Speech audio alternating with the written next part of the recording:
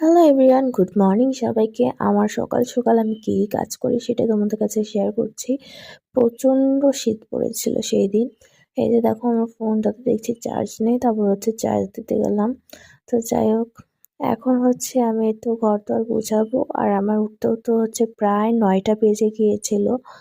আর এই যে আমার প্রতিদিন একটাই কাজ, ঘর গোছানো, ঘর ঝাড় দেওয়া। আমার একদমই ভালো লাগে না। শীতের দিনে তো আরো বেশি ভালো লাগে না, গরমের দিনে যেমন তেমন। তো আমি ভালো করে জেনে নিচ্ছি, কারণ অনেক বেশি ঘরের ভিতরে ধুলাবালি এত কোথা থেকে আসে আমি বুঝতেই পারি না। সবসময় পরিষ্কার করে রাখি, তাও কেন এত ধুলাবালি চলে আসে। বিছানা ঝাড়লে অনেক ধুলাবালি চলে আসে। আর এই যে আমার মেয়ে কিন্তু উঠে গিয়েছিল, তারপর তাকে বললাম যে তুমি ফ্রেশ হয়ে আসো। তারপর সে ওয়াশরুম থেকে আসলো।